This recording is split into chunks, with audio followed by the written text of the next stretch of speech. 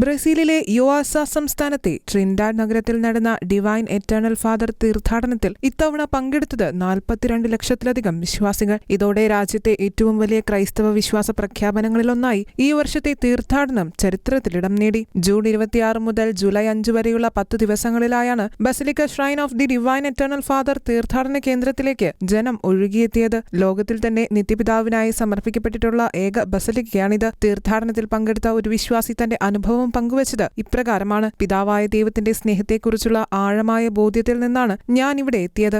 നമ്മെ സൃഷ്ടിക്കുക മാത്രമല്ല, നമ്മളെയെല്ലാം ഒരേപോലെ സ്നേഹിക്കുന്ന ഒരു പിതാവാണ് അവിടുന്ന്. ഏകദേശം 186 വർഷത്തെ സുദീർഘമായ ചരിത്രമാണ് ഈ തീർത്ഥാടനത്തിനുള്ളത്. 1840കളിൽ ഒരു കർഷക ദമ്പതികൾക്ക് പരിശുദ്ധ ത്രിത്വം മാതാവിനെ മുടിചൂടിക്കുന്ന ചിത്രം ആലേഖനം ചെയ്ത ഒരു ചെറിയ ലോക്കറ്റ് ലഭിച്ചതിൽ നിന്നാണ് ഈ ഭക്തിയുടെ തുടക്കം. വർഷങ്ങൾ കടന്നുപോയതോടെ ഈ ഭക്തി ബ്രസീൽ മുഴുവൻ വ്യാപിക്കുകയും ട്രിൻഡാഡ് നഗരം രാജ്യത്തെ പ്രധാന തീർത്ഥാടന കേന്ദ്രമായി മാറുകയുമായിരുന്നു. ആബാ പിതാവേ എന്ന് ഞങ്ങൾ നിലവിളിക്കുന്നു എന്നതായിരുന്നു ഈ വർഷത്തെ തീർത്ഥാടനത്തിന്റെ പ്രമേയം. പരമ്പരാഗതമായി നടന്നുവരുന്ന മെഴുകുതിരി പ്രദക്ഷിണമാണ് ഈ തീർത്ഥാടനത്തിലെ ഏറ്റവും മനോഹരമായ നിമിഷം. തീർത്ഥാടനത്തിന്റെ സമാപന ബലിയിൽ ഗോയാനിയിലെ ആർച്ച് ബിഷപ്പ് ജോവോ ജസ്റ്റീനോ കാർമ്മികത്വം വഹിച്ചു. നന്മ അന്വേഷിച്ചുകൊണ്ടും നേരായി ജീവിച്ചുകൊണ്ടും ദൈവപിതാവിന്റെ വിളിയോട് നാം പ്രത്യുത്തരിക്കണമെന്ന് ആർച്ച് ബിഷപ്പ് ആഹ്വാനം ചെയ്തു. Church desk, Shekinah news.